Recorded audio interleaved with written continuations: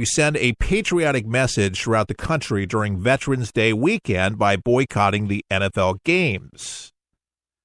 So this is a good thing. We already kind of do this.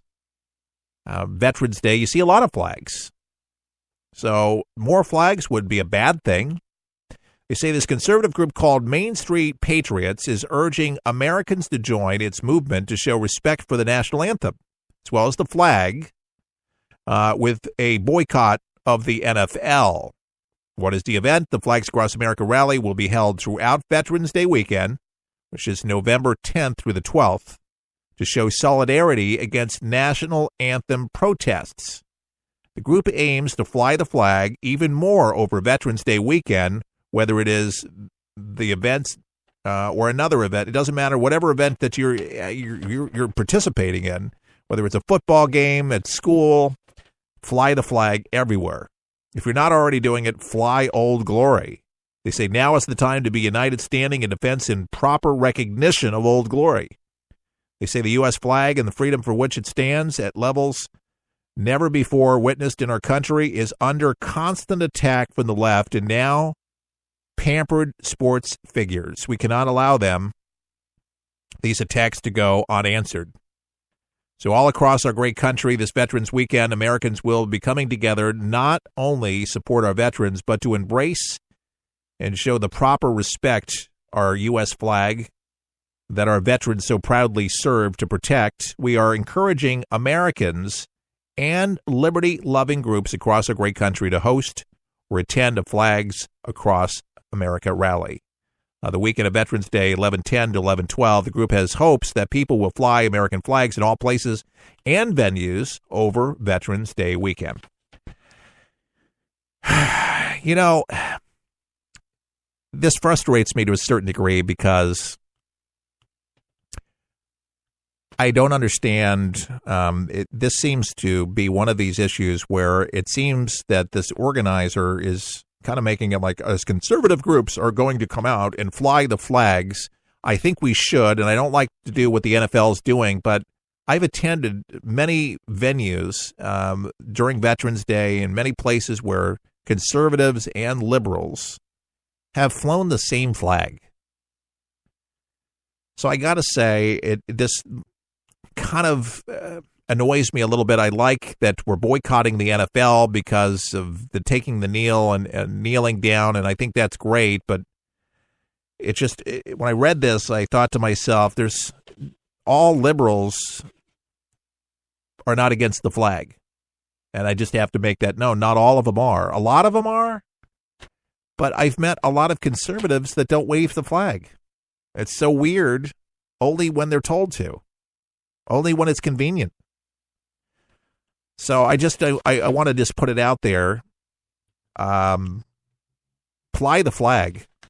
Old Glory should, always be one of those mainstays in America. Be proud of your flag. Stand for your flag. Honor the flag.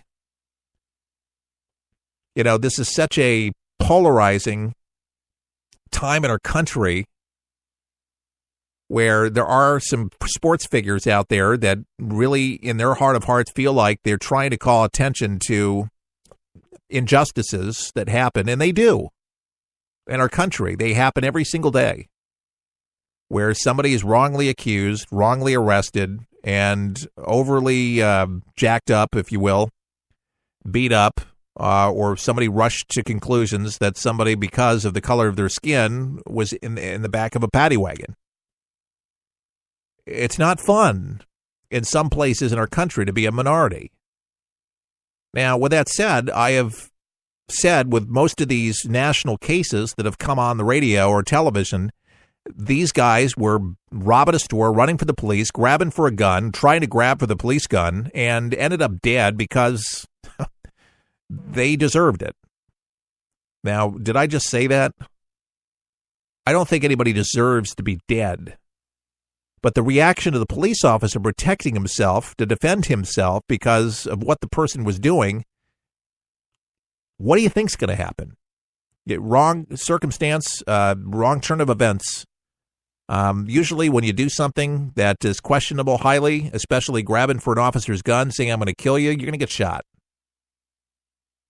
You don't realize how stressful and hard it is on the police officers of America, the jobs that they have, the decisions they have to make in real time, and they are sitting ducks like never before. I was not very happy when Obama would not support the police officers. When and largely speaking, most precincts are pretty darn clean. There's a few bad apples here and there, yes. And those people we should go after and hold their behavior, what they've done, their track record with the department. All those things can be reviewed by the Department of Justice. We've done things in Neenah, Wisconsin, where there was wrongful death suit filed with the family of the Michael Funk family, and I've been up there doing live broadcast, and we have been able to do a lot peacefully. We did not invoke violence. We did peaceful protests. We did an on-air, I bet 3 or 4 shows live up there, live in Neenah, Wisconsin, because, we had some bad officers in that town. They're still working there, and we're still fighting it. But they shot the wrong guy. They didn't like the guy they shot, but he was a hostage, and it was a mess. It was a debacle, and it's still trying to sift through all the pages through it. If you're interested in that case, the Michael Funk case, there's some videos that you can watch, some audio that you can listen to from past shows right on our website at forthepeopleshow.com. But the bottom line is there are injustices, and we've tried to help out as many times as possible. But I think that too many people rush to the race game immediately on both sides of the equation. Oh, he's black, or he's white, or he's Mexican. It's just it's a trip to see it. I mean, we have people from all different persuasions in our country. I mean, why is this something new? Yes, there's some weird places in our country. I've traveled to every state in the United States except Alaska and Hawaii, and eventually I'll get to one of those places. So if you're a station, you want me to do a remote out there at your station, you want to pick up For the People, I'll come to Alaska and do a show. Then I can say I've been to Alaska. And if you're in Hawaii, we'll do a show in Hawaii. Aloha. And then I can say I've been to it'd be like Johnny Cash. I've been everywhere. And I've been outside the U.S., but I love this country.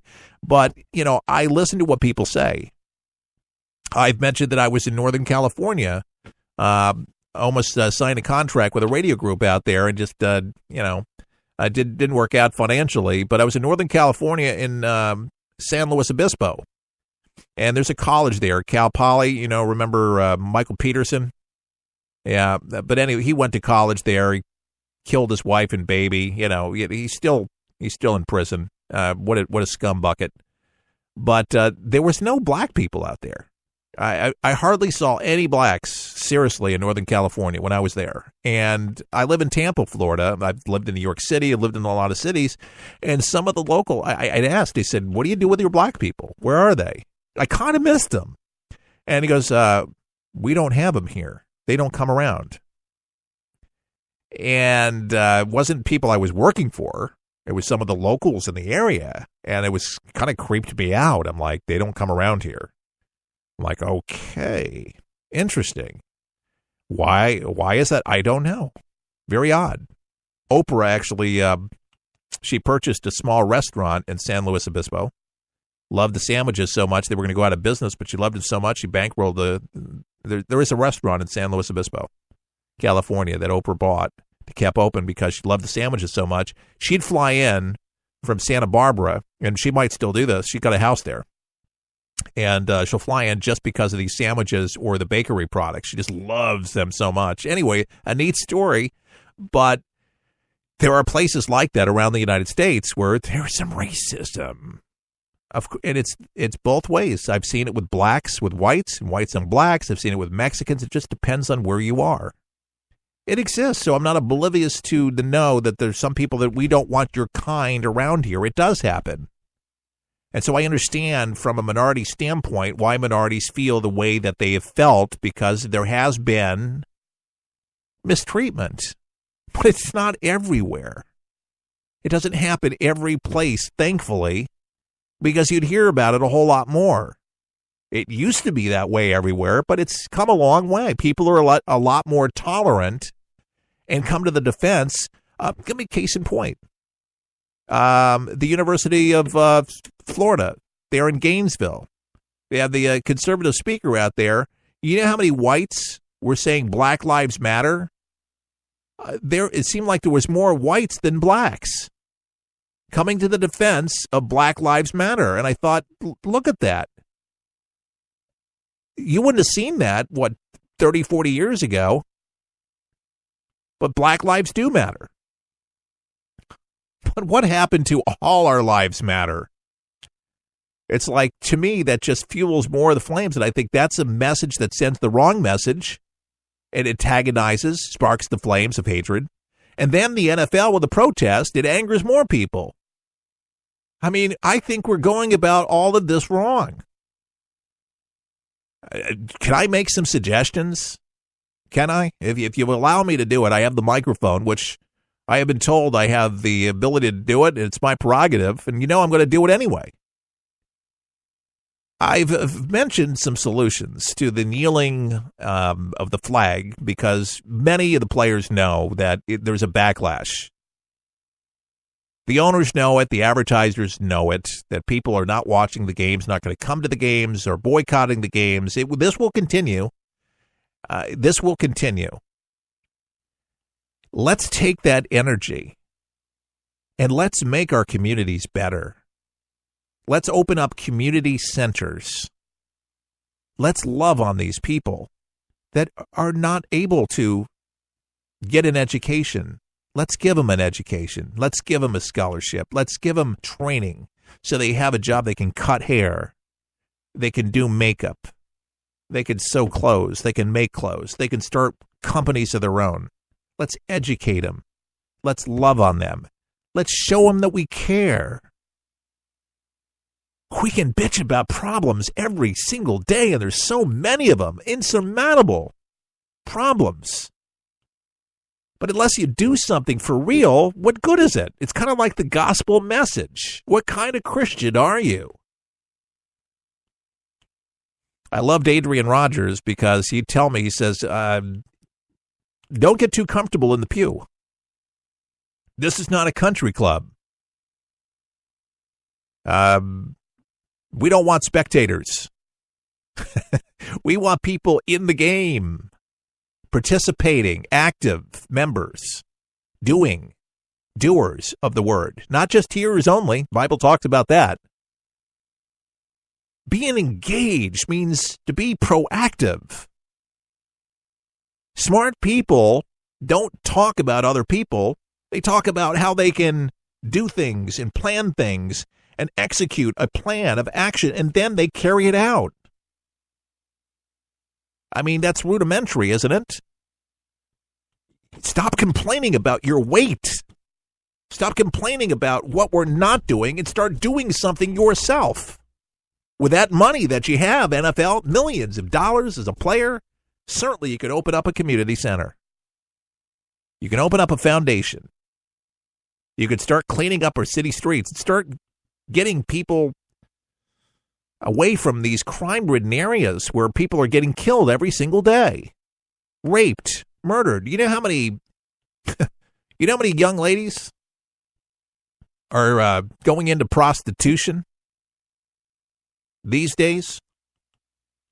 Exponentially.